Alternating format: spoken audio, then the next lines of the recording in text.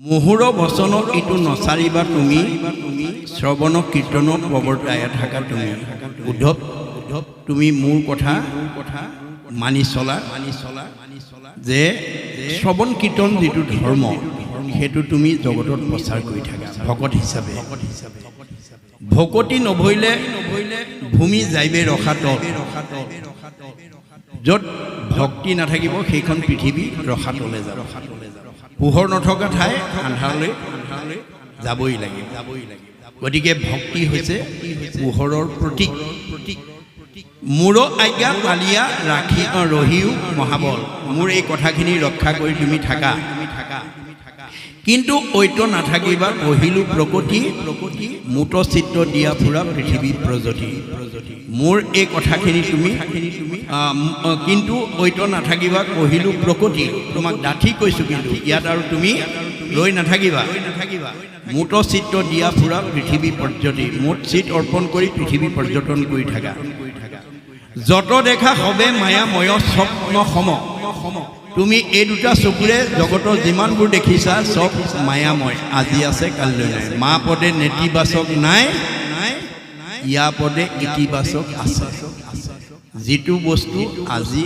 আছে কালিলৈ নাই এই দেহটো আজি আছে কালিলৈ নাথাকিবও পাৰে স্বামী আছে কাইলৈ নাথাকিবও পাৰে ভাৰ্যা আছে কাৰোবাৰ কাইলৈ নাথাকিবও পাৰে পুত্ৰ আছে কাইলৈ নাথাকিবও পাৰে ধন সম্পত্তি আজি আছে কালিলৈ নাথাকিবও পাৰে যিটো বস্তু আজি আছে কালিলৈ নাই সেইবিলাক হৈছে মায়া গতিকে আমি কোনো কাৰণতে এই মায়াক প্ৰশ্ৰয় দিব নালাগিব আমাৰ পাঁচটা মায়া বা অহংকাৰ ভাৱে আমাক ভক্তি কৰিব নিদিয়ে বেদৰ মতে কি পাঁচটা জাতি বিদ্যা মহতংশ ৰূপ যৌৱনম এবস্য যত তৎ শ্ৰুতি বৰ্ধেত পঞ্চতৈ ভক্তিকন্তক এই পাঁচটা ভাৱে আমাক ভকতি কৰিব নিদিয়ে কাৰোবাৰ মনত যদি এইকেইটা ভাৱ আছে আজি এৰিব দেই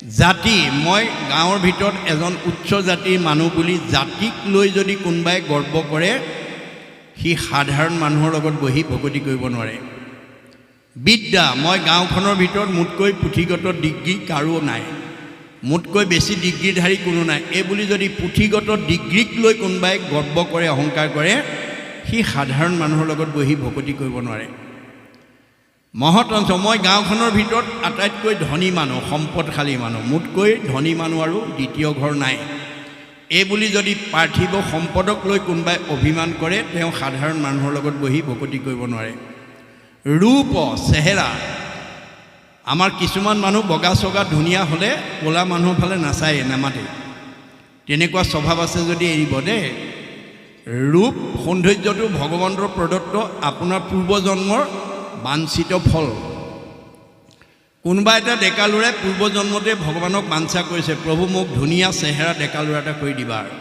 মোক ধুনীয়া গাভৰু ছোৱালী মোক ধুনীয়া বোৱাৰী এজনী কৰি দিবা ভগৱন্তই যা দৃষ্টি ভাৱনা জয়িছ সিদ্ধি ভৱতী আপোনাৰ ভাৱনাৰ মতে আপোনাক এই জন্মলৈ সুন্দৰ কৰি পঠিয়াইছে এই কথা নুবুজি যদি আপুনি সুন্দৰক লৈ যদি অভিমান কৰে সুন্দৰক বান্দৰ কৰিবলৈ ভগৱানৰ বেছি সময় নালাগে ধনী মানুহ দুখীয়া কৰিবলৈ স্বৰ্গ সুখত থকা মানুহ দুখলৈ নমাই আনিবলৈ ভগৱন্তৰ বেছি সময় নালাগে এয়াই হৈছে মায়াৰ প্ৰভাৱ মাধৱৰ মায়াৰ কমনে পাৱে অন্ত অচৈৰ্য দৰিদ্ৰ হুৱে দুখী ধনৱন্ত স্বৰ্গীয় নৰকে নৰকীও স্বৰ্গে যায় সৰ্বকালে সুখ দুখ একো স্থানে নাই সংসাৰৰ সুখ দুখ জানা হবে মায়া তিলেকতে অন্তৰে মেঘৰ যেন ছায়া আকাশত বায়ু বতাহে কোন সময়ত কেনি মানে উৰুৱাই নিব তাৰ যেনেকৈ নিৰ্দিষ্ট নাই আমাৰ জীৱনৰ সুখ দুখ কৰ্মফলে কেতিয়া আপোনাৰ জীৱনলৈ কলীয়া ডাৱৰ নামি আহিব কেতিয়া পদুম ফুল ফুলিব তাৰো সিদ্ধান্ত নাই গতিকে ভাগৱত শুনি সতৰ্ক হ'ব আপুনি মইতো দূৰৰ কথা ভগৱানৰ প্ৰিয় নাৰদেও এদিন বৈকুণ্ঠত গৈ প্ৰভুৰ লগত সংলাপ কৰি থাকোঁতে প্ৰসংগক্ৰমে ক'লে প্ৰভু মোৰ সমান সৌন্দৰ্যৱান ব্যক্তি পৃথিৱীত আৰু দ্বিতীয়জন নাই ভগৱন্তই মিচিককৈ হাঁহি পেলাই ক'লে, মোৰ আগতে যি ক'লা নাৰদ, এইটো কথা আনৰ আগত নক'বা। নাৰদে মনে মনে শুনি থাকিলে। নামি অহাৰ লগে লগে তেওঁ মনত আকৌ অহংকাৰটো আহিলে, মই দেখিবলৈ ধুনীয়া, এইটো ক'লেও অপৰাধ হয়নে? আপুনি কি ভাবে ভগৱন্তৰ হৃদয়ত আছে নহয়, গম পায়েই নহয় চব কথা। ভগৱন্তই ভাবিলে, তেওঁ অহংকাৰটো আকৌ আহিল। এতিয়া এই অহংকাৰটো যদি মই আঁতৰাই নিদিওঁ, এই অহংকাৰে অৰ্থাৎ সৌন্দৰ্যৰ অহংকাৰে, ৰূপৰ অহংকাৰে এওঁক সমাজৰ পৰা আঁতৰাই পেলাব। গতিকে গৈ থাকোঁতে যুগবলে নাৰদ গৈ থকা বাটতে এখন স্বয়ম্বৰ পাতি দিলে। স্বয়ম্বৰ কন্যাগৰাকী বিশ্ব সুন্দৰী, তাই সুন্দৰকহে মালা পিন্ধাব। কথাটো নাৰদৰ কাণত পৰাৰ লগে লগে নাৰদে ভাবিলে, মোতকৈতো সুন্দৰ আৰু দ্বিতীয় ব্যক্তি নাই আৰু পৃথিৱীত, আজি এইগৰাকীক ময়ে লোৱা হওক আৰু। এইবুলি স্বয়ম্বৰৰ প্ৰথম আসনখনতে গৈ নাৰদ বহি আছে। সুন্দৰীয়ে যেতিয়া মালা লৈ আহিছে, নাৰদে ভাবিলে আজি মোৰ ডিঙিতটো আৰু সোমাবই আৰু। তেওঁৰ ওচৰত পোৱাৰ লগে লগে ডিঙিটো যেতিয়া আগবঢ়াই দিছে, কইনাই তেওঁলৈ কটাক্ষ দৃষ্টি চাই যেতিয়া আগবাঢ়ি গৈছে, কাষতে বহা গন্ধৰ্বজনক ক'লে, গন্ধৰ্ববিলাকো সুন্দৰ আকৌ, হেৰা কি হ'ল? বোলে তুমি আইনাখন চোৱাগৈচোন, যোৱা। আইনাখন চাইছে, বান্দৰ হৈ আছে। নাৰদক ভগৱানে বান্দৰ কৰি বহুৱাই থৈ দিছে। নাৰদে গম পালে, এইটো প্ৰভুৰ কাম। লগে লগে নাৰদেও অভিশাপ দি দিলে, প্ৰভু তুমি আজি মোক এই সুন্দৰীগৰাকী পোৱাৰ পৰা মোক বঞ্চিত কৰিলা, এদিন তুমি কিন্তু বান্দৰৰ সহায় লৈ উদ্ধাৰ হ'ব লাগিব। ভকতেও অভিশাপ দি দিলে, যাৰ কাৰণে ৰাম অৱতাৰত ভগৱন্তই বান্দৰৰ সহায় লৈ সীতাক উদ্ধাৰ কৰিব লগা হৈছে। এইবোৰ কাহিনী উপকাহিনীৰ জৰিয়তে আমাক নীতি শিক্ষা দি আছে মহাপুৰুষে, যে আমি কাহানিও বিনাশী সম্পদক লৈ যাতে অভিমান কৰিব লগা নহয়। অহংকাৰে আমাৰ জীৱনলৈ পতন নমাই আহে। আপুনি মইনো কোন? ভগৱন্তৰ বাহন গৰুৰ পক্ষীয়ে এদিন মনতে অহংকাৰ কৰিছিল, কি বুলি? পৃথিৱীত মোতকৈ আৰু বলৱন্ত প্ৰাণী দ্বিতীয় এজন নাই। মোৰ পিঠিত নুঠিলে ভগৱন্ত এখোজো কেনিও যাব নোৱাৰে। ভগৱন্ত চবৰে হৃদয়তে আছে। গৰুৰ পক্ষীয়ে ভাৱনাটো বুজি ভগৱন্তই ভাবিলে, ইয়াৰ অহংকাৰ হ'ল, ইয়াৰ যদি অহংকাৰটো মই খৰ্ব নকৰোঁ, এই অহংকাৰে এদিন তেওঁক ভক্তিৰ পথৰ পৰা বিচলিত কৰিব। এইবুলি ভগৱন্তত তেওঁৰ পিঠিত নুঠা হ'ল। এদিন দুদিনকৈ ৩-৪ দিন পাৰ হৈছে, গৰুক নামাতেও নুঠেও। গৰুৰ পক্ষীয়ে ভাবিলে, ২৪ ঘণ্টাত একক্ষণ হ'লেও মোৰ পিঠিত নুঠিলে কেনিও নগ'লে নহয়। আজি ৪ দিন পাৰ হৈ গ'ল, ভগৱন্ত মোৰ পিঠিত উঠা নাই, মোক দেখা নাই কাৰণে উঠা নাই নেকি বাৰু? এইবুলি মনতে ভাবি তেওঁ দেখা দিবৰ কাৰণে সন্মুখলৈ গৈছে। ভগৱন্তই গম পাইছে কি উদ্দেশ্য আহিছে। দেখালৈ, গৰু আহিলা বোলে? হয় প্ৰভু আহিলোঁ। বৰ ভাল কাম কৰিলে। তুমি এটা কাম কৰাচোন প্ৰভু, কওকচোন, এই পাহাৰৰ দাঁতিতে হনুমান শুই আছে, মই মাতিছে বুলি কোৱাগৈচোন, যোৱা। প্ৰভুৰ নিৰ্দেশনা পোৱাৰ লগে লগে গৰুৰ পক্ষী উৰা মাৰি গৈ পাহাৰৰ কাষত হনুমান একদম দীঘল দি শুই আছে।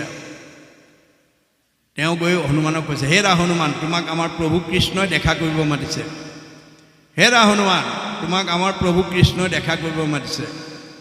হেৰা হনুমান, তোমাক আমাৰ প্ৰভু কৃষ্ণই দেখা কৰিব মাতিছে। এবাৰ নহয়, দুবাৰ নহয়, ৩-৪ বাৰ চিঞৰি চিঞৰি মাতিলে। হনুমানে চকুৱেই নেমেলিলে, মূৰেই নাদাঙিলে। উপায়ন্তৰ হৈ তেওঁ ঘূৰি আহিল। আহি প্ৰভুৰ ওচৰ পালে। প্ৰভুৱে সুধিলে, লগ পালা? বোলে পালোঁ। ক'লা? বোলে ক'লোঁ। কি ক'লে? প্ৰভু এবাৰ নহয়, দুবাৰ নহয়, ৩-৪ বাৰ চিঞৰি চিঞৰি ক'লোঁ, তোমাক দেখা কৰিবৰ কাৰণে প্ৰভু কৃষ্ণই মাতিছে বুলি। তেওঁ মূৰ দাঙি নাচালে, চকু নেমেলিলে। হয় নেকি? বোলে হয়।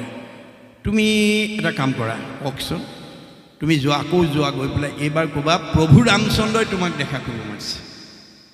হনুমান ৰাম ভক্তহে, কৃষ্ণক চিনি নাপায়। এইবাৰ আকৌ গৰু পক্ষী উৰা মাৰি গৈ হনুমানৰ ওচৰ পালেগৈ। হনুমানক ক'লে, হেৰা হনুমান, তোমাক প্ৰভু ৰামচন্দ্ৰই দেখা কৰিব মাতিছে। মোৰ প্ৰভু ৰামচন্দ্ৰই মাতিছে? ব'লা ব'লা, মই গৈ আছোঁ, কৈ দিয়া। এবাৰহে ক'বলৈ পায়। তৎক্ষণাৎ ঘূৰি আহিল।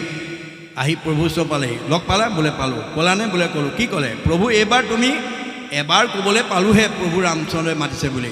ঘপকৈ উঠি তেওঁ আহিবলৈ সাজু হ'লেই আৰু। হয় নেকি? বোলে হয়। তুমি এটা কাম কৰা, কওকচোন, আহিব নালাগে বুলি কয়। যোৱা, আহিব নালাগে বুলি কয়। আকৌ গৰু পক্ষী উভতি গৈছে। গৰুৱে ৰহস্যটো বুজি পোৱা নাই, তথাপিও প্ৰভুৰ নিৰ্দেশ উভতি গৈছে। হনুমান উভতি যোৱালে তেওঁ আধা বাট আহিলেই। এফালে হনুমান যোৱাৰ লগে লগে প্ৰভু কৃষ্ণই লক্ষীক কৈছে, তুমি সীতা হৈ থাকা, মই ৰাম হৈ থাকোঁ। যুগবলে ৰাম সীতা হৈ বহি আছে। হনুমান আধা বাট গৈ পেলাই মানে গৰুৰ পক্ষীয়ে গৈ হনুমানক ক'লে, হে ৰাম, তোমাক যাব মানা কৰিছে, নালাগে যাব, নালাগে যাব বুলি বাহু মেলি মেলি ডৌকা মেলি মেলি বাধা দিয়াৰ লগে লগে হনুমানে বোলে, মোৰ প্ৰভুক দৰ্শনৰ পথত তই ক'ৰ পক্ষী আহিছ মোক বাধা দিব? থাপ মাৰি ধৰি কাষলতিতে সুমুৱাই লৈ আহিলে। আনি প্ৰভু ৰামচন্দ্ৰৰ ওচৰত পালেহি। গৰু মানে হনুমান আহিলা? বোলে হয় প্ৰভু আহিলোঁ। বৰ ভাল কাম কৰিলা, তোমাক বহুত দিন দেখা নাই কাৰণে মাতিলোঁ, আহিলা, বৰ ভাল লাগিল। পিছে কাষলতিৰ তলত সেতি কি আনিছা? প্ৰভু এইটো ক'ৰ পক্ষী জানো, তোমাক দৰ্শনৰ পথত গৈ পেলাই বাধা দিছিলে, সেইকাৰণে ধৰি কাষলতিৰ তলতে সোমাই আছে। হয় নেকি? বোলে হয়। হ'ব দিয়া, এই দিয়া। প্ৰভুৰ নিৰ্দেশনাত হনুমানে যেতিয়া কাষলতিৰ পৰা গৰু পক্ষীক এৰি দিছে, গা মূৰ জোকাৰি তেওঁ মনতে ভাবিছে, মোতকৈও বলৱান প্ৰাণী পৃথিৱীত আৰু আছে। সেইদিনা তেওঁ সংস্কাৰ হৈ গৈছে। গতিকে আমি কোনো প্ৰভুৰ প্ৰদত্ত প্ৰতিভাক লৈ যাতে অভিমান কৰিব লগা নহয়। এই কথাবিলাক আমি উঠি অহা প্ৰজন্মক শিক্ষা দিব লাগিব। গতিকে তেওঁ কৈছে, তুমি জগতত যিমানবোৰ দেখিছা, যত দেখা সবে মায়াময় স্বপ্নময়, এই আছে এই নাই, হৰিময় দেখি দূৰ কৰা মতি ভ্ৰম। গতিকে জগতখনকে তুমি হৰিময় দেখি এই ভ্ৰমটো, তোমাৰ এই মায়াটো তুমি মনৰ পৰা আঁতৰ কৰি দিয়া। জ্ঞান কৰ্ম ভকতি কহিলোঁ কৰি ভেদ, ভকতি পৰম পন্থ দিলোঁ পৰিছে।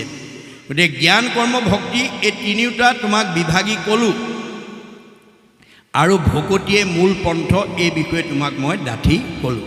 মনত ৰাখিবা দেই। নাহিকে উত্তম গতি ভকতিত পৰে, নিষ্ঠে কহোঁ ভকতিকে মুকবচ্য কৰে।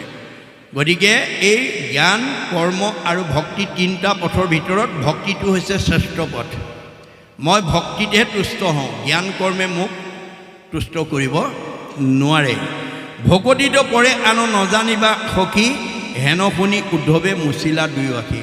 ভক্তি বিনে তুমি আৰু আনক প্ৰাধান্য নিদিবা, এই বুলি কোৱাৰ লগে লগে উদ্ধৱে চকু মুচি সজাগ হৈছে। কৃষ্ণৰ চৰণ চাই তেজিলা নিশ্বাস, গদ গদ বাক্যে বুলিলন্ত লাখে লাখ। এইবাৰ তেওঁ গদ বাণীৰে নিশ্বাস কাঢ়ি কৈছে, হে প্ৰাণ প্ৰভু মোক কহিও বুজাই, ঋষি সমষ্টৰ কিয় একমতি নাই?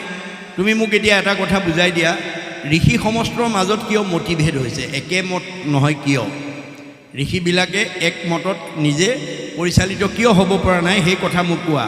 কেহু বোলৈ কৰ্মে, কেহু বোলৈ জ্ঞানে গতি, তোমাৰো সন্মত পথ কেৱল ভকতি।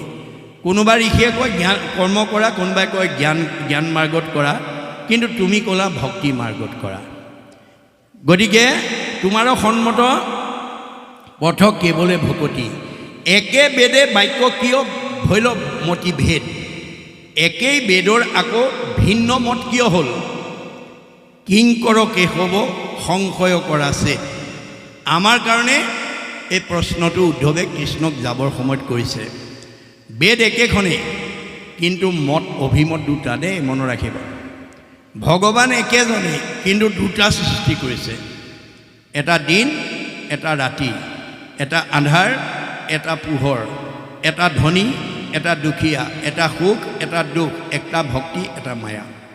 সকলো দুটা সৃষ্টি কৰি ভগৱন্তৰ জীৱক লৈ আনন্দ কৰি আছে। বেদ একেখনেই, কিন্তু মত দুটা। একে বেদে কহন্ত সগুণ নিৰ্গুণ। এতিয়া সগুণ বেদৰ অভিমত আৰু নিৰ্গুণ বেদৰ অভিমতকেইটা আমি জানিব লাগিব।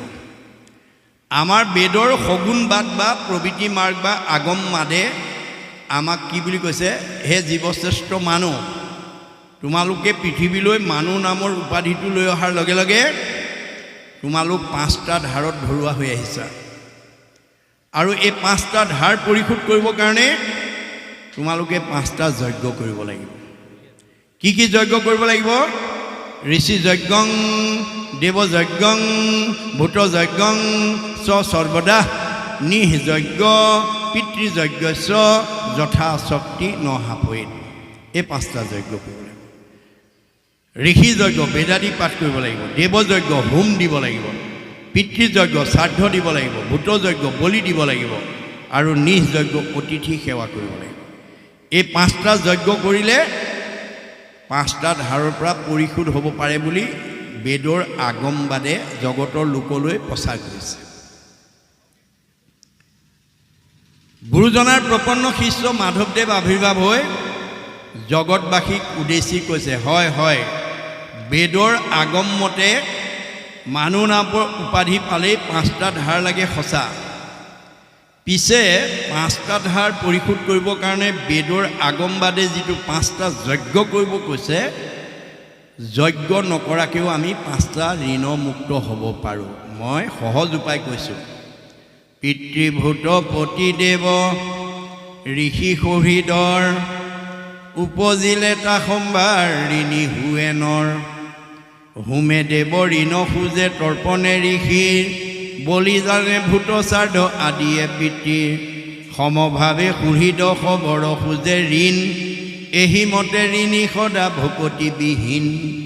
আজিৰ দৰে যি কৃষ্ণ কথা নুশুনে, নকয়, নাগায়, তেওঁলোকেহে 5টা যজ্ঞ কৰিব লাগিব। কায় বাক্য মন কৰি নিশ্চয় যিজন, মুকুন্দৰ চৰণত পখিল শৰণ। তাৰ খবৰ ঋণ খোজা গৈল সমস্তৰে, নকৰি ঋণী আৰু নুহিকিতো নৰে।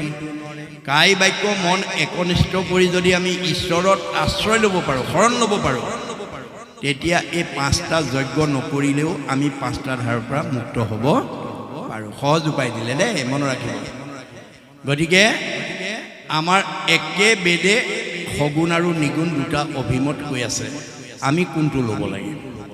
আপুনি মইতো দূৰৰ কথা, বেদজ্ঞ শাস্ত্ৰজ্ঞ টিকালজ্ঞ ধ্যানত ভগৱানক সাক্ষাৎ কৰিব পৰা দক্ষতা দি পঠিওৱা ব্যাসেও এই তত্ত্ব নুবুজি বিপাঙত পৰিছিল। প্ৰথম স্কন্ধ ভাগৱততে এই কথা উল্লেখ আছে। ব্যাসক ভগৱানে পৃথিৱীৰ বেদজ্ঞ শাস্ত্ৰজ্ঞ টিকালজ্ঞ ধ্যানত ভগৱানক সাক্ষাৎ কৰিব পৰা যোগ্য ব্যক্তি কৰি পঠাইছিল, কিন্তু তেওঁ প্ৰতিভাটো প্ৰয়োগ কৰিব নজনাৰ কাৰণে জীৱন্ততে অসুস্থতাত ভুগিব লগা হ'ল। আপুনি মই কোন? মনত ৰাখিব কথাটো। দিনেক পূৰ্বতে পৰাশৰ সুত ঋষি, বদৰিকা শ্ৰমত আচন্ত ব্যাস বসী। কেনেকৈ আছে? উগুল থুগুল মন নাহি সুখ শান্তি, নপান্ত উপায় একো মনে গুণী গান্ধী। ব্যাসৰ দৰে এজন বিদগ্ধ পণ্ডিত বেদজ্ঞ শাস্ত্ৰজ্ঞ টিকালজ্ঞ লোকে অসন্তুষ্ট অৱস্থাত বদৰিকা শ্ৰমত বহি আছে। কেনেকৈ? অধু মুখে আছে বসি হুয়া নিশ বদ, সেহি বেলা তৈতিয়াসী মিলিল নাদ। তেওঁ ভাবি চিন্তি কিয় তেওঁ মনলৈ অসুস্থতা ভাৱ আহিছে বিচাৰি উপায় নাপালে। ভগৱন্তই প্ৰতিনিধি পঠিয়াই দিছে নাৰদক, যোৱা মোৰ ভকত বিপদত পৰিছে, ক'ত ভুল হৈছে আঙুলিয়াই দিয়া। হাতে বিনা যন্ত্ৰ মুখে ৰাম নাম, হৃদয়ত কৃষ্ণমূৰ্তি স্ফূৰ্তি অবিশ্ৰাম। নাৰায়ণ নাৰায়ণ কৰি আহি গ'ল। ব্যাসে নাৰদক দেখাৰ লগে লগে আহা দেৱৰ্ষি আচমনি কৰি পাদ্য অৰ্ঘ্য আচমনি কৰি আসনত বহুৱাই উদ্দেশ্য ব্যাখ্যা সুধিছে। পাদ্য অৰ্ঘ্য মনত ৰাখিব। কৃষ্ণ কিবা ক'ব নেকি? অঁ, পাদ্য অৰ্ঘ্য। পাদ্য মানে ভৰি ধোৱা পানী, অৰ্ঘ্য মানে মুখ ধোৱা পানী। আমাৰ বেদৰ মতে ভকতক ভৰি ধোৱা পানীয়ে মুখ ধুবলৈ দিব নালাগে, মুখ ধুবৰ কাৰণে বেলেগকৈ পাত্ৰ এটাত ৰাখিব লাগে। আমি নজনাৰ কাৰণে একেটিং পানীতে ভৰিও ধুবলৈ দিছোঁ, মুখ ধুব দিছোঁ। এইটো পাৰিলে আমি সংস্কাৰ কৰিব লাগে দেই। বহুত ঠাইত সংস্কাৰ হৈছে, আমিও এইটো সংস্কাৰ কৰিব লাগে, এইটো বেদৰ নিয়ম। তাৰপিছত আসনত বহুৱাই উদ্দেশ্য ব্যাখ্যা সুধিছে। তেতিয়া নাৰদে ক'লে, দেৱৰ্ষি ব্যাস, তোমাক মই উদ্দেশ্য কোৱাৰ আগতে তুমি মোক কোৱা, তোমাৰ দৰে বেদজ্ঞ শাস্ত্ৰজ্ঞ টিকালজ্ঞ ধ্যানত ভগৱানক সাক্ষাৎ কৰিব পৰা যোগ্য ব্যক্তি কৰি তোমাক পঠাইছিল, তুমি কিয় এনেকৈ অসন্তুষ্টত আছা সেই বিষয়ে মোক কোৱা। তেতিয়া ব্যাসে ক'লে, দেৱৰ্ষি মই নিজেই নাজানো ক'ত মোৰ ভুল লাগিল, তুমি আঙুলিয়াই দিয়া। তেতিয়া দেৱৰ্ষি নাৰদে আমাৰ হৈ ব্যাসে কৰা ভুলটো আঙুলিয়াই দিছে কি বুলি নাৰদ বদতি শুনা মহামুনি ব্যাস তুমি সে কৰিলা সবে জগতকে নাশ তুমি জগতক বিপথে পৰিচালিত কৰিলা নিৰন্তৰে পশুৰ লোৱাইলা তুমি প্ৰাণ নাহি মন্দ কৰ্ম আৰু ইহাৰ সমান তুমি সদায় মানুহক প্ৰাণী বলি দি ঈশ্বৰৰ ভক্তি কৰিবলৈ শিকালা ইয়াতকৈ আৰু বেয়া কাম নাই গৰিহিত কৰ্মকো কহিলা ধৰ্ম বুলি তোমাৰো বচনে লোক নাখিল সমলি বেয়া কামো ভাল বুলি কৈ দিলা আৰু তোমাৰ কথাত মানুহবিলাক বিপথে পৰিচালিত হ'ল প্ৰকৃতি কহিলা তুমি আনসে ধৰ্মক নকৰিলা প্ৰখ্যাত কৰি কৃষ্ণ কীৰ্তনক আন ধৰ্মবিলাক ডাঠি ক'লা কিন্তু কৃষ্ণ কথা কাৰণে কৃষ্ণ কথা বিষয়ে নক'লা এনে আৰু কি কৰিলা আকস্মিকে লোকক শিকাইলা হিংসা ধৰ্ম নুবুজিলা তুমিও বেদৰ তত্ত্ব মৰ্ম তুমি 4 বেদ 14 শাস্ত্ৰ 18 পুৰাণ বিভাগী ৰচনা কৰি জগতৰ লোকলৈ বিলাই দি জগতত তুমি এজন বিদগ্ধ পণ্ডিত হিচাপে পৰিচিত হ'ল কিন্তু তুমি বেদৰ তত্ত্বই বুজি নাপালা বেদৰ তত্ত্বই বুজি নাপালা বেদে কি কৈছিল যত দেখা ভূত প্ৰাণী সবাহাকে বিষ্ণু মানি হিংসা এৰি কৰা উপকাৰ মই সবতে আছো দেই পাৰিলে কাৰোবাক উপকাৰ কৰিবা কাকো হিংসা নকৰিবা তুমি কিন্তু জগতৰ লোকক হিংসা ধৰ্ম শিকাই দিলা ফলত কোনোবাই যদি এটো ভুল হৈছে বুলি কয় যদি জ্ঞানী গণে আকৌ কৰে নিবাৰণ আউৰত আৰু বচন নমানে কুজন বুলে উপালম্ভ কৰি বচন খণ্ডিত ব্যাসতো অধিক ভইলে এহেন্তে পণ্ডিত উপালম্ভে কৰিব আপুনি ল'ৰাটোৰ ছোৱালীজনী স্কুললৈ পঠাইছে মাষ্টৰ বা মাষ্টৰনীয়ে ভুল বাক্য এটা বা ভুল অংক এটা শিকাই পঠিয়াইছে সচেতন পিতৃ মাতৃয়ে চাই পেলাই যদি বহিখন চাই ল'ৰাটো বা ছোৱালীজনীক কয় তোমালোকৰ এইটো বাক্য কোনে লিখিছে এইটো অংক কোনে কৰিছিলে ছাৰে বা বাইদেৱে এইটো ভুল হৈছে না নাই নাই ছাৰ কৈছে বাইদেৱে কৈছে ছাৰ বাইদেৱে যদি ভুলকৈও ল'ৰা ছোৱালী শিকায় ল'ৰা ছোৱালীয়ে তাকেই শুদ্ধ বুলি ধৰি লয় বাপেক মাকৰ কথাও নামানে এতিয়া তুমি মানে এই যুগৰ বিদগ্ধ পণ্ডিত বেদজ্ঞ শাস্ত্ৰজ্ঞ টিকালৈজ্ঞ তুমি ভুল পথ দেখুৱাটো যদি কোনোবাই এইটো ভুল হৈছে বুলি কয় এওঁ আকৌ ব্যাসতকৈ পণ্ডিত আহিল বুলি উপালম্ভে কৰিব ফলত কি হ'ল সিজিল তোমাৰো ঋষি পৰম অন্যায় নাহি সুস্থ চিত্ৰত হ'ব সেই অভিপ্ৰায় গতিকে সেইকাৰণে তুমি এতিয়া অসন্তুষ্টত ভুগিব লগা হৈছে তুমি ভুল পথে জীৱক পৰিচালিত কৰিলা মনত ৰাখিব আপোনালোকক বেতবাৰী 2 নম্বৰ কোঁৱৰ গাঁৱৰ কাৰোবাক আটাইতকৈ বিদগ্ধ পণ্ডিত কাৰোবাক হয়তো জ্ঞানী বুদ্ধিমন্ত কৰি পঠাইছে 10 জনে আপোনাৰ ওচৰত বুদ্ধি বিচাৰে বা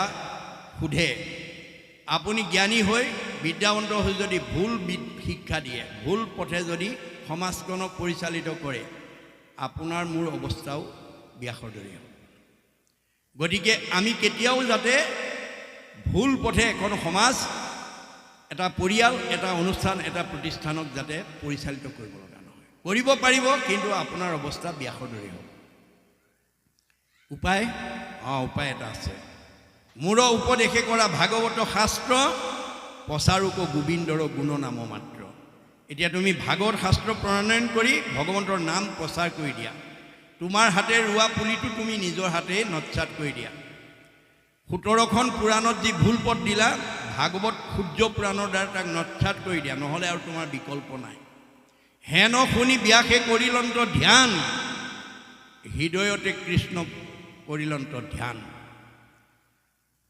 লগে লগে তেওঁ ধ্যান কৰিলে ধ্যান কৰাৰ লগে লগে হৃদয়তে কৃষ্ণক দেখা পালে কেনেকৈ বাম পাশে মায়া দক্ষিণত ভক্তি মাও দেখি ব্যাসৰ ঋষিৰ ৰোমাঞ্চ হৈ লগা মায়ে বান্ধন্ত ভক্তি মাও মেলাৱন্ত দুহান্ত মধ্যত আছা ভগৱন্ত আমাৰ সকলোৰে হৃদয়তে ভগৱান আছে কিন্তু পথ দুটা দিছে এটা বাম পথ এটা সোঁ পথ এটা আগম এটা নিগম এটা প্ৰবৃত্তি এটা নিৰ্বৃত্তি এটা সকাম এটা নিষ্কাম এটা সগুণ এটা নিৰ্গুণ আমি কোনটো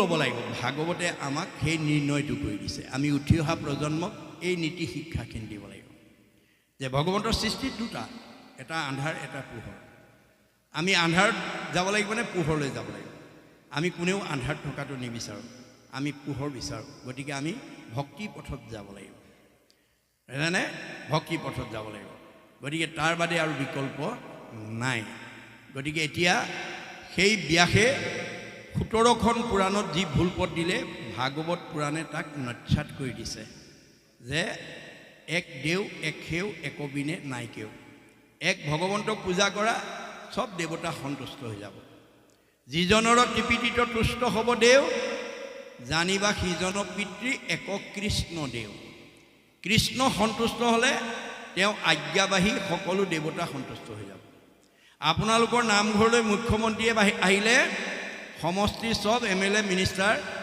দলীয় কৰ্মবিলাক নিজেই আহিব মাতিব নালাগে বেলেগকৈ চিঠি দিব নালাগে মুখ্যমন্ত্ৰী অহা গম পালেই হ'ব সব আহি যাব এইটো যেনেকৈ বাস্তৱ সত্য ভগৱানক যি উপাসনা কৰিব যিটোজনে যাই হৰি নাম সেবি পাছত ফুৰে যত দেৱ দেৱী যতেক তীৰ্থে তাক স্তুতি কৰৈ তাৰ বায়ু পাপ সমস্ত হৰে ভগৱন্তক চিন্তা কৰি যিজনে যাব সব দেৱতা তেওঁ পিছত যাব গতিকে সেইজনক দৰ্শন হ'লে তীৰ্থও পবিত্ৰ হ'ব ইমান মাহাত্ম্য দিছে সেইকাৰণে গুৰুজনে কৈছে কৃষ্ণক পূজিলে পূজা সমস্তৰে হয় আপুনি কৃষ্ণক পূজা কৰক কৃষ্ণক সেৱা কৰক কৃষ্ণত ভক্তি কৰক সব দেৱতা সন্তুষ্ট হৈ যাব মাক বাপেক সন্তুষ্ট হ'লে গোটেই পৰিয়ালটো সন্তুষ্ট হৈ যাব এই বাস্তৱবাদৰ দ্বাৰা এই শাস্ত্ৰসন্মত দিশৰ দ্বাৰা আমি যাতে সমাজখনক সঠিক পথৰে যাতে লৈ যাব পাৰোঁ তাৰ কাৰণে আপোনালোকৰ গাঁওখনৰ ভিতৰত যিসকল সচেতন ব্যক্তি জ্ঞানী গুণী বুদ্ধিমন্ত ধনৱন্ত এই সকলে যাতে সমাজখনক বিপথে পৰিচালিত হ'বলৈ নিদিব তেতিয়া ভগৱানৰ আপুনি প্ৰিয় হ'ব আৰু যদি মোৰ কোনো বংশ পৰিয়াল নহয় মোৰ কোনো তেজৰ সম্বন্ধ নাই আমাৰ কোনো সমাজৰ মানুহ নহয় যি কৰে কৰি থাকক এই বুলি কোনোবাই ভুল কৰা দেখিও যদি নকয় তেতিয়াহ'লে আপুনি তাৰ অংশীদাৰ হ'ব লাগিব তাকো সম্ভাষণ যিজনে কৰে আজন্মৰ পুণ্য তেখনে হৰে আপোনাৰ সঞ্চিত পুণ্যও নষ্ট হৈ যাব সেইকাৰণে সঁচা কথাটো আঙুলিয়াই থৈ যাব নিন্দা নকৰিব পৰৰ ধৰ্মক নিহিংসিবা কদাচিত শংকৰদেৱে কাৰো ধৰ্ম মানুহক নিন্দা কৰিবলৈ মানা কৰিছে কিন্তু কি বুলি কৈছে কৰিবা ভূতক দয়া সকলো নচিত সকলো প্ৰাণীকে দয়া কৰিবা কাৰণ আমি সব ঈশ্বৰৰ অংশ হৈব শান্ত চিত্ত সৰ্বধৰ্মত বৎসলে হি ভাগৱত ধৰ্ম জানাম এই ভাগৱত ধৰ্মটো আমি ল'ৰা ছোৱালীক দিব লাগিব উঠি অহা প্ৰজন্মক দিব লাগিব আপুনি মইনো দূৰৰ কথা স্বয়ং ভগৱানৰ পৰম সখী অৰ্জুনেও প্ৰতিবাদ কৰিছিল কি বুলি প্ৰভু তুমি সব নামতে হয় বুলি কৈছা কেলে তপ জপ যাগ যজ্ঞ হোম ব্ৰত মিছা নেকি এতিয়া কৃষ্ণই হাঁহি পেলাই উত্তৰ দিছিল সখা তাৰ সত্যতা আছে তাৰ সত্যতা সেই ঠাইতহে থাকিব যি ঠাইত সূৰ্যৰ পোহৰ নাথাকে তাতেহে আন্ধাৰ থাকিব সূৰ্যৰ পোহৰ থকা ঠাইত যেনেকৈ আন্ধাৰ থাকিব নোৱাৰাটো বিজ্ঞানসন্মত বাস্তৱ সত্য ঠিক তেনেকৈ সূৰ্যস্বৰূপ মোৰ নাম য'ত নাথাকিব তাত তপ জপ যজ্ঞ কৰিব লাগিব যিখন সমাজত যিটো নামঘৰত যিখন ঘৰত ঈশ্বৰৰ গুণ নাম নলয় সেইখনত তপ জপ যজ্ঞ কৰিব লাগিব যদি ঈশ্বৰৰ নাম লৈছে তপ জপ যজ্ঞ কৰিব প্ৰয়োজন নাই জৈত্ৰ নাই মূৰ নাম সূৰ্যৰ উদয় তৈতেষে প্ৰকাশে তপ জপ যজ্ঞ ছয় ঈশ্বৰৰ নাম নোলোৱা ঠাইত তপ জপ যজ্ঞ কৰিব লাগিব যদি ঈশ্বৰৰ নাম লৈছে ইয়াৰ প্ৰয়োজন নাই তথাপি প্ৰত্যয় যদি নাহিকে তোমাৰ কৰোতেবে শুনা হেৰা সত্য অংগীকাৰ তথাপি যদি তুমি বিশ্বাস নকৰা মই শপত খাই কওঁ শুনা সত্যে সত্যে সত্যে সত্যে সত্যে নিষ্ঠা মানি সত্যে সত্যে সত্যে সত্যে সত্যে বোলো বাণী কৌটি কৌটি পাপৰ নামেখে সংঘাৰক নাম বিনে নাহি সখী সংসাৰৰ তাৰক দশ সত্য কৰি মই দঢ়াইলোঁ তোমাক নাসজাইবা যদি সখী নকৰা সঞ্জাত তুমি মোৰ অংশ জীৱৰ কাৰণে তুমি মই সখী আৰু সখীৰ কাৰণে তোমাক সঁচা কথাটো মই 10 বাৰ শপত খাই ক'লোঁ মানিলে তৰিবা নামানিলে মৰিবা তাৰ দুখে মোক স্পৰ্শ কৰিব নোৱাৰে আপুনিও ঠিক তেনেকৈ সঁচা কথাটো কৈ যাব আপুনি ঈশ্বৰৰ প্ৰিয় হ'ব ঈশ্বৰে কাক ভাল পায় যি তেওঁৰ প্ৰাণীবিলাকক পায় God loves him who loves his creation ভগৱানৰ সৃষ্টিৰ প্ৰাণীবিলাকক যি ভাল পাব ভগৱন্তই তাক ভাল যিটো সত্য প্ৰতিষ্ঠা কৰি অলৌকিকক লৌকিক কৰি গুৰুজনৰ দিনত উদাহৰণ দাঙি থৈ গৈছে কোনে ৰাধিকা সতীয়ে গুৰুজনৰ সতীত্ব গুণৰ প্ৰথম বৈশিষ্ট্য কি বুলি কৈছিল গুৰুদেৱ মোৰ সতীত্ব গুণৰ প্ৰথম বৈশিষ্ট্যটো হৈছে সকলো পঞ্চভৌতিক প্ৰাণীতে ভগৱান আছে বুলি জানি মই সকলোকে দয়া মৰম স্নেহ ৰক্ষণাবেক্ষণ দিওঁ। জয়ন্তী বদতি প্ৰভু শুনিও গোসাই, সমভাৱে ভূতদয়া কৰো সদায়।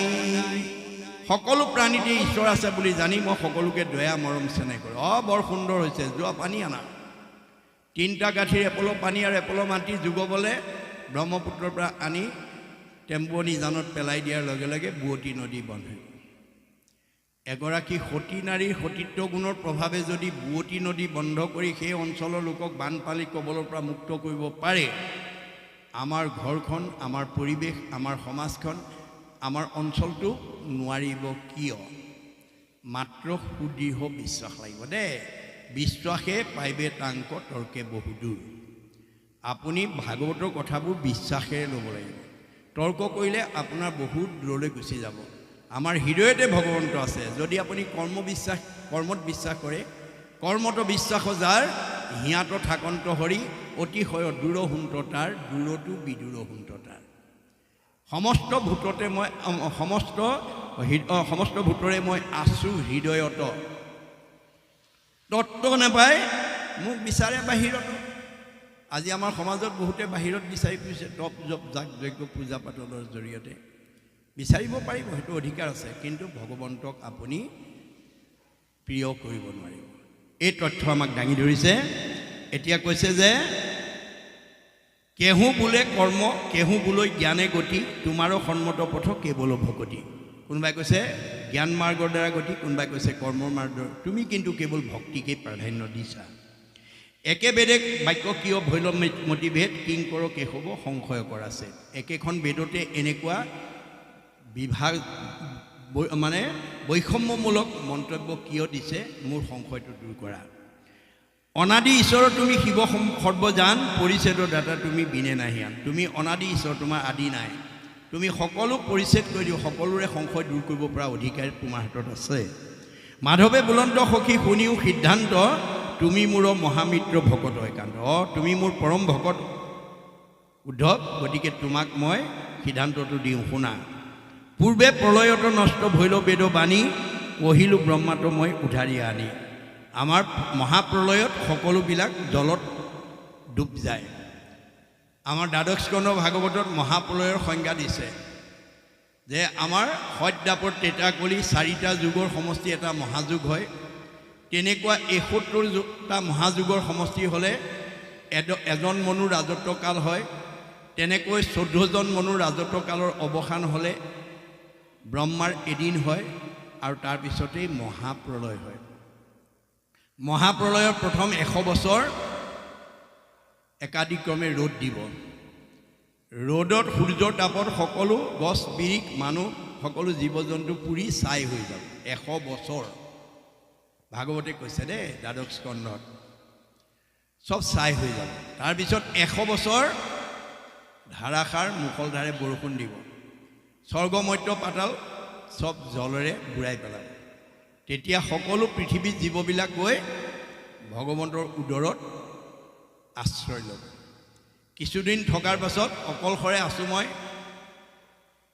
কোনো কাৰ্য কৰোঁ বুলি তেওঁ আকৌ মই অকলে থাকি কি কৰিম বুলি হৃদয়ৰ পৰা মায়াকো কৰিলন্ত বাছ।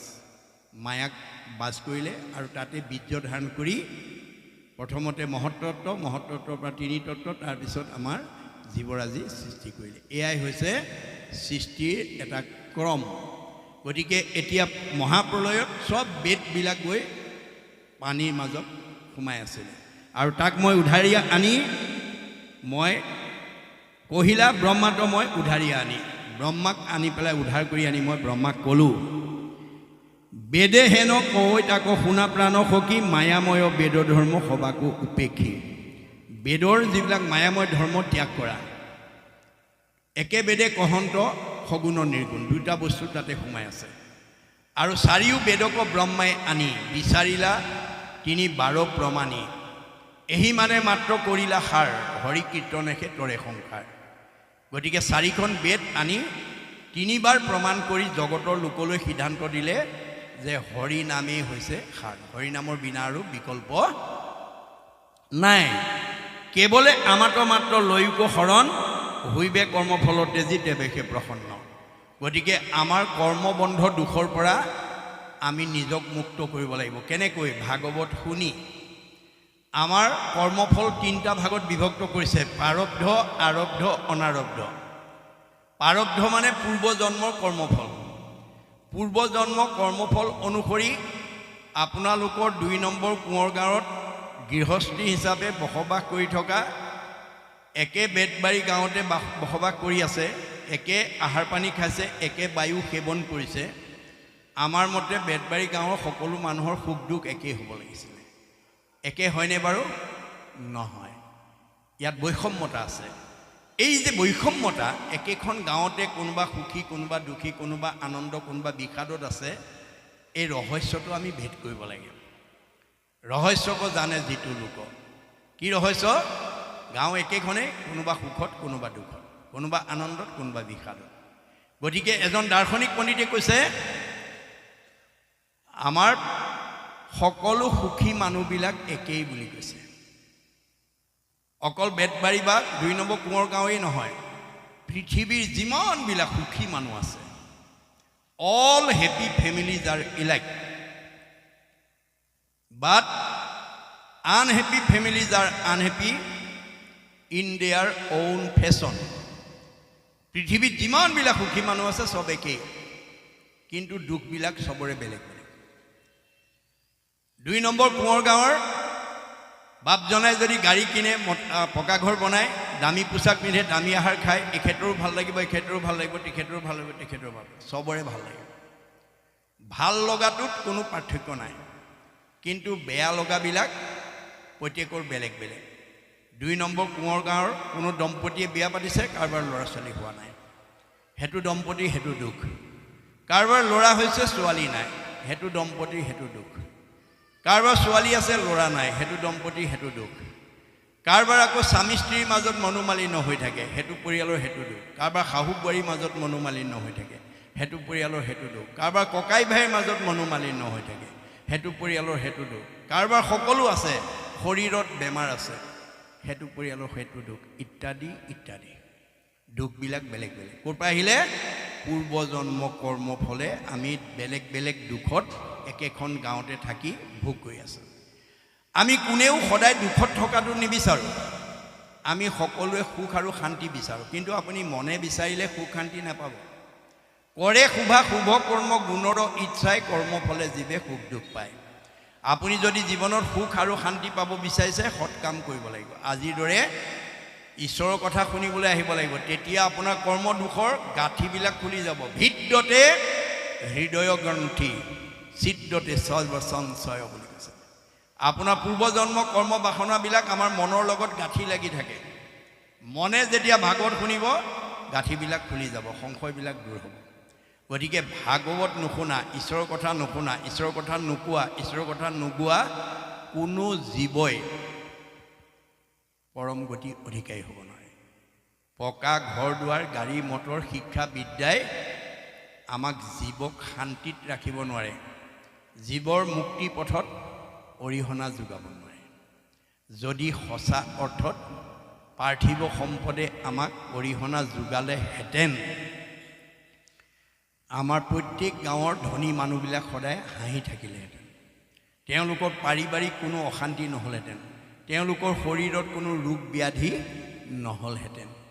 কিন্তু আমি যদি অন্তৰ্দৃষ্টিৰে চাওঁ, বহুতৰে ধন টকা পইচা, গাড়ী মটৰ, পকা ঘৰ দুৱাৰ, সা সম্পত্তি আছে, কিন্তু মুখত হাঁহি নাই, অন্তৰত শান্তি নাই, শৰীৰটো সুস্থ নহয়।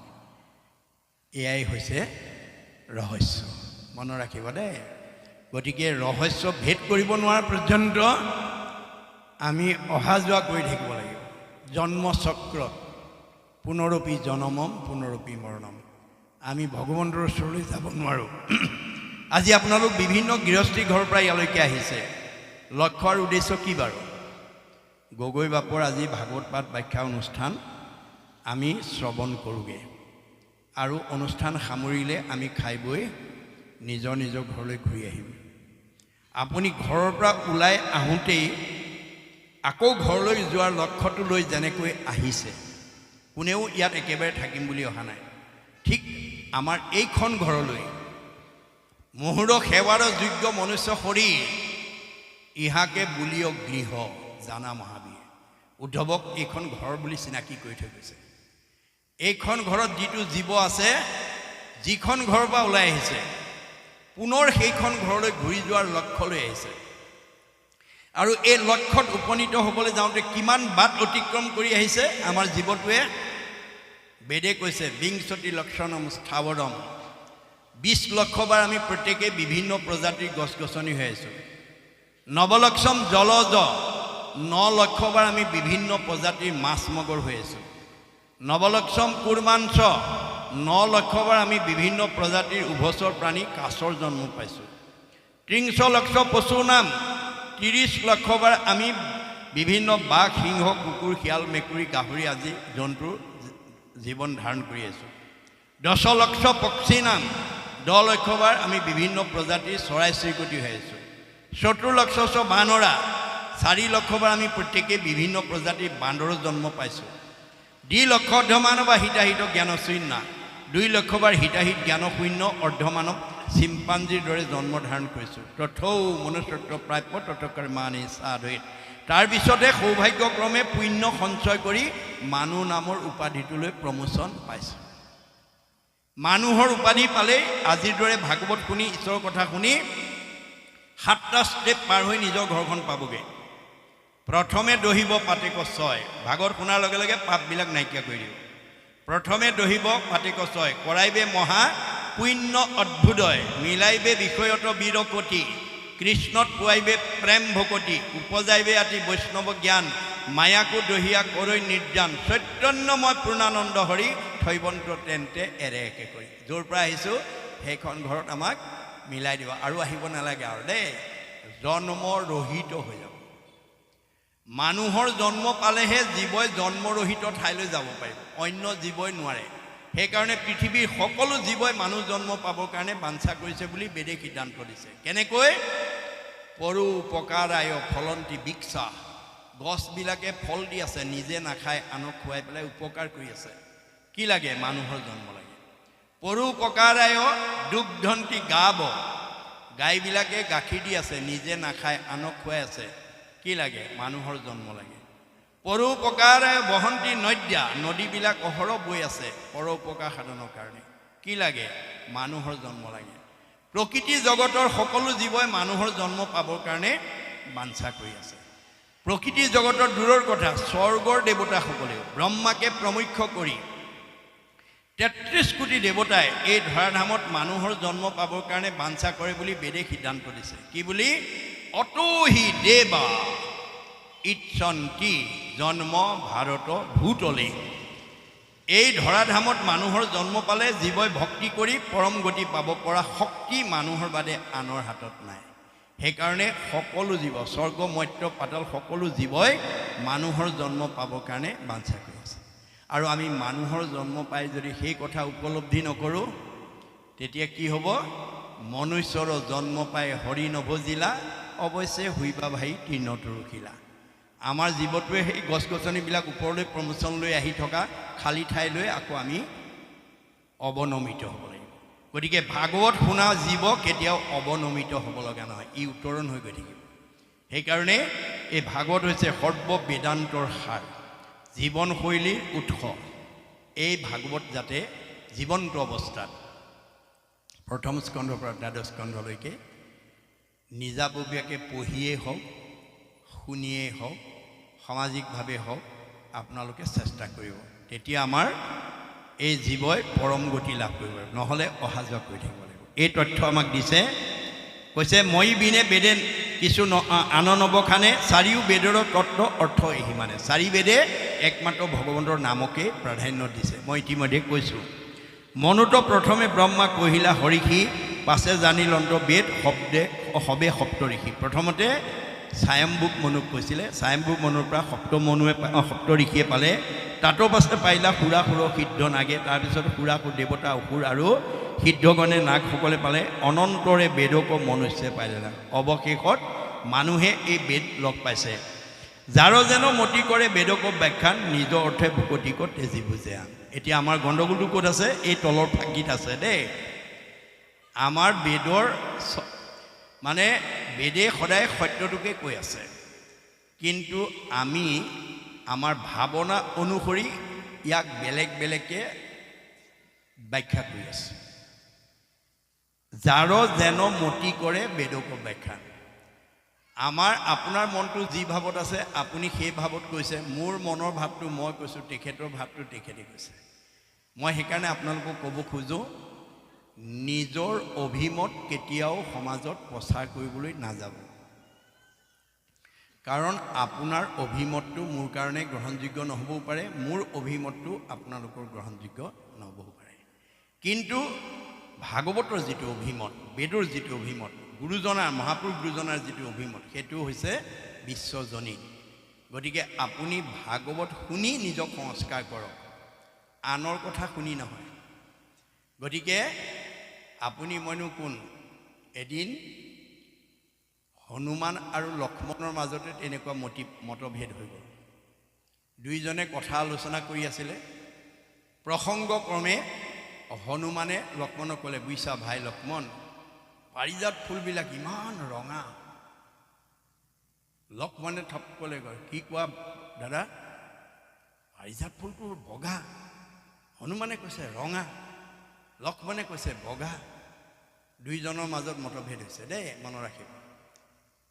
কোনোজনে কাৰো মতটো গ্ৰহণ নাই কৰা।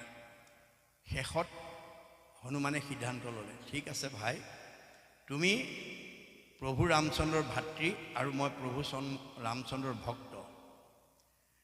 আমাৰ দুজনৰ মাজত যিটো মতভেদ হৈছে, প্ৰকৃততে কোনটো সঁচা আমি প্ৰভুৰ ওচৰত নিৰ্ণয় কৰি লওঁগৈ ব'লা। এইবুলি লক্ষ্মণক আহ্বান জনোৱাত দুইজন গৈ প্ৰভু ৰামচন্দ্ৰৰ ওচৰত গৈ উপস্থিত হ'ল। আৰু হনুমানে প্ৰভুক উদ্দেশ্যি ক'লে, প্ৰভু, এওঁ তোমাৰ ভাতৃ আৰু মই তোমাৰ ভক্ত। আমাৰ দুজনৰ মাজত মতভেদ হৈছে। গতিকে তুমি নিৰপেক্ষভাৱে কোনটো সত্য তুমি মতামত দিব লাগে। কোৱাচোন কি মতভেদ হ'ল? তোমাৰ ভাতৃ লক্ষ্মণে কৈছে পাৰিজাত ফুলৰ ৰং বগা, আৰু মই কৈছোঁ পাৰিজাত ফুলৰ ৰং ৰঙা। মানে সীতাক উদ্ধাৰ কৰিবৰ কাৰণে যেতিয়া গন্ধমান পৰ্বতেদি মই গৈছিলোঁ, তেতিয়া মই তাত পাৰিজাত ফুলবোৰ দেখিছোঁ চব ৰঙা, আৰু তোমাৰ ভাতৃয়ে কৈছে বগা। গতিকে প্ৰভু কওক কোনটো সঁচা?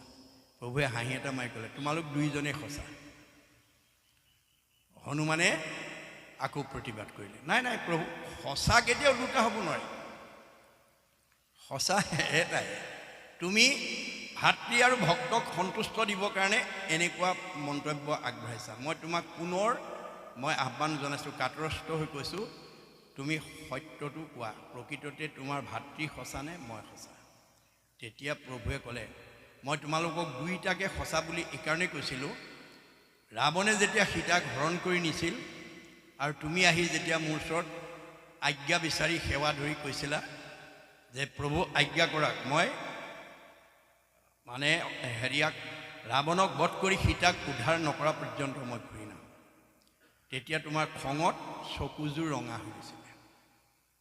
গতিকে তুমি যাওঁতে চব ৰঙাই দেখিছিলে। আৰু আমাৰ ভাতৃ লক্ষ্মণ সাত্বিক অৱস্থাত আছিলে, গতিকে সি সত্যটো দেখা পাইছে। ঠিক তেনেকৈ পৃথিৱীখন একেই, কিন্তু আপুনি কেনেকুৱা ৰঙৰ চশমা পিন্ধিছে? ৰঙা পিন্ধিলে ৰঙা হৈ যাব, ক'লা পিন্ধিলে ক'লা হৈ যাব। এতিয়া আপোনাৰ ভাৱটো কেনেকুৱা, ভাৱৰ অনুকূলে আপুনি ভাগৱতৰ ব্যাখ্যা কৰিব। গতিকে এইটো হ'বলৈ নিদিব। সেইকাৰণে কৈছে, যাৰ যেন মতি কৰে বেদক ব্যাখ্যান, নিজৰ্থে ভকতিক তেজি বুজে আন।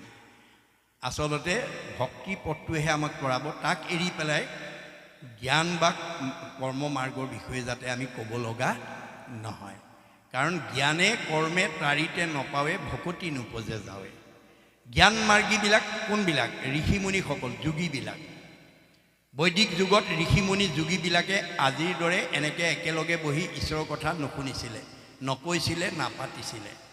তেওঁলোকে কি কৰিছিলে, এটা সময়ত ল'ৰা তিৰোতা ঘৰ দুৱাৰ ত্যাগ কৰি নিৰ্গুণ নিৰিবিলি ঠাইত গৈ বদৰিকাশ্ৰম, গছৰ তল, পাহাৰৰ মাজত, অৰণ্যৰ মাজত গৈ নিৰ্গুণ নিৰাকাৰ ব্ৰহ্মক একান্ত মনে যুগ যুগ তপস্যা কৰি চিন্তা কৰি সিদ্ধি লৈছিল, কিন্তু ইন্দ্ৰিয়ক জয় কৰিব পৰা নাছিল।